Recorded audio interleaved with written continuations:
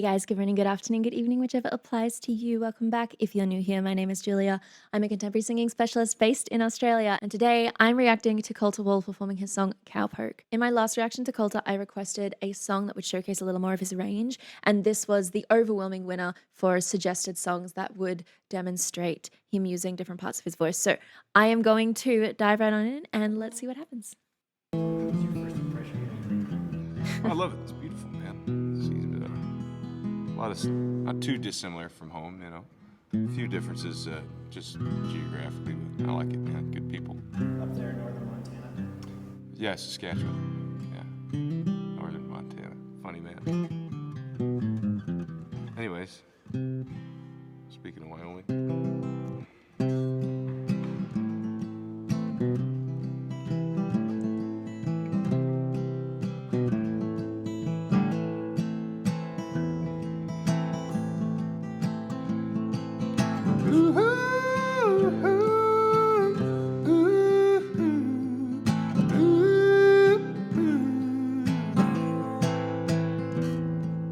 I'm lonesome but happy, rich but I'm broke, and the good Lord knows the reason.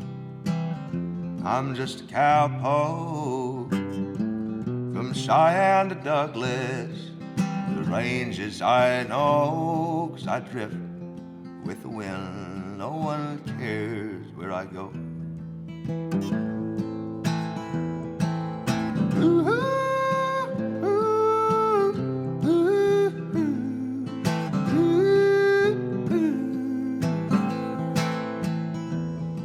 I ain't got a dime in these old worn out jeans, so I'll stop eating steak.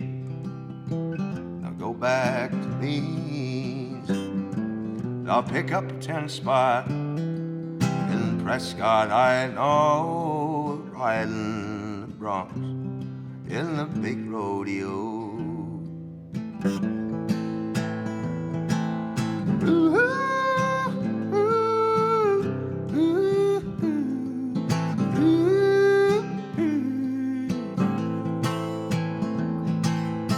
All right, well, you guys weren't kidding when you said this one would demonstrate range. Okay, so he's going up for that more of a falsetto setup in his second register for those higher notes. And when he's moving through that part of his range, there's still a little bit of husk present. I have to admit, though, this setup that he's using vocally is really different to his vocal setup that he used in Devil Wears a Suit and Tie. That one used a lot more darkness, low, wide sounds. He's very much in his mids throughout this particular song, so we're getting a lot more fullness of tone through his mid register. He's not using so much of that darkness, and the other one almost sounds like you're falling into a well when you listen to his voice. There's a lot of vocal space to it, so there's more space to the colors. It's warmer, it's rich. It's almost like being inside of a bell. I don't know why I'm thinking of like being inside a bell or a well, but those are the things that make me think like pingy and round. And in this one, he's a little bit more narrow. He's not utilizing that one quite as much. It honestly sounds so different. I think if you put this song and that other song side by side and you ask people to say if it was the same person or not, I don't know if every single person would get that one, if I'm 100% honest, because he's using vocal qualities in this song that he wasn't necessarily working in the way that he does here in the other song. So here we're getting more of his mids. He's releasing into second. I gotta admit, I can still hear that support dropping, but not as much as before. I don't know what the time difference is between his performance of Devil Wears a Suit and Tie and this particular one is, but it sounds like he's gone out of his way to try to develop his voice a little more. I'm not seeing anywhere near as much tension through the face as he's ascending. And I think in general, he sounds a lot more relaxed moving through his range. It doesn't seem like it's almost being chewed from the back of his throat, if that makes any sense. He sounds very comfortable here, and I think in this performance, he's also giving me a little bit more Johnny Cash vibe, purely just because of the simplicity of his approach. Like, Johnny Cash was not one for vocal acrobatics or almost like a theatrical element to his voice. I don't get that from Johnny Cash at all. And I get a similar vibe from Coulter in this particular song. It's just, he sounds like he's just singing the song, and his storytelling is in his phrasing and in his lyrics, which is another point that I wanted to get to. his lyrics. Perhaps it's not as dramatic as The Devil Wears a Suit and Tie, but I'm still enjoying it. On the comment of support, I do hear him dropping it, but at the exact same time, he's not just singing. He's singing and playing, which is its own skill set. And it can be very easy when you play and sing for your support to not be quite as engaged because you're sort of split between two activities. If you are someone who wants to play and sing, you will actually have to practice playing and singing. You can't just practice playing the guitar or practice playing the piano and practice singing and expect to be able to automatically just put them together, because there might be parts of your technique that your body might not remember to include because your activity is split between the two things. You have to create a fundamental technique for playing and singing all on its own. It's like its own thing. So bearing that in mind, he's playing and singing. It's not just like he's standing there with a microphone where he can just use his body to support the entire time. So he might be working towards being able to make sure that his technique is a little bit more stable, a little bit more efficient over time. And yeah, I mean, he's already improved a lot in that regard listening between the two songs, but I just wanted to make a note of that. He's not just singing, he's actually doing two activities, and them at the same time are their own skill. So let's just keep going. But yeah, so far this is definitely what I asked for when I mentioned I wanted to see something else from his voice to see how he ascends. So thank you.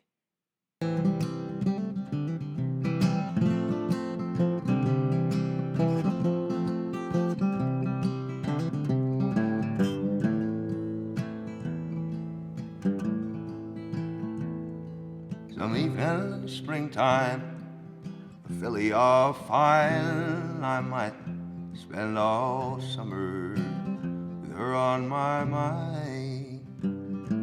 I'll never be branded, never be broke. I'm a carefree range riding, drifting capo.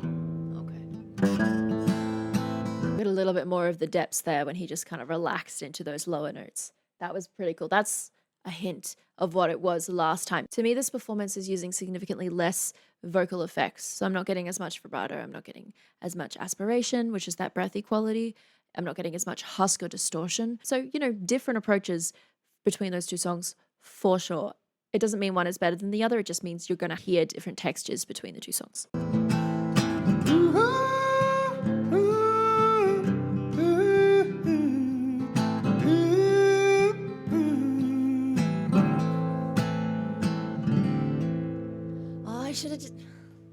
I should have just kept watching to the end. I didn't realize we were so close.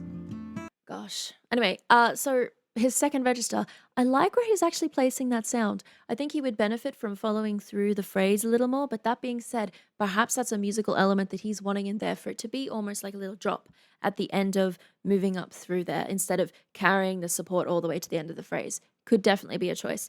So I'm liking where that placement is. I'm getting a little bit more of that nasality as he's moving through his mids. But that being said, I'm also getting a little bit more fullness from that sound. Whereas in the other one, it was very much, this is full of vocal effects and it sounds really cool and crunchy and dark. And yeah, so between the two performances, I wouldn't say that one is necessarily better than the other. They just achieve different things. So story-wise, I thought it was just a cute story, to be honest. I would probably have to go back and read the lyrics because it's hard to memorize every single lyric upon one listening. But it seemed cute, particularly the I'll spend the whole day with her on my mind. I thought that was just a cute little thought process of someone who wanders around a bit. But yeah, overall, this kind of showed me what I wanted to see. I was able to hear him using his second register, more of a falsetto setup, and also a little bit more of his mids, less focus on the low, deep, dark, crunchy, gritty vocal effects kind of setup. So that was really cool. And it also shows that either he's developed as a vocalist or in Devil Wears a Suit and Tie, that was a deliberate choice. He wanted to go that hard on the vocal effects. But yeah, overall, this was really pleasant to listen to. Let me know if there are any others you would like me to react to from Colter Ball. I'd be interested to see if there's anything else that he chooses to do with his voice, because this was very different vocal decisions in this particular song compared to Devil Wears a Suit and Tie. So I would be curious to see what else he might decide to do with his voice. Anyways, that is it for me today, guys. I hope that you enjoyed that one. If you did, be sure to give this video a like, click the subscribe button and the bell notification beside it.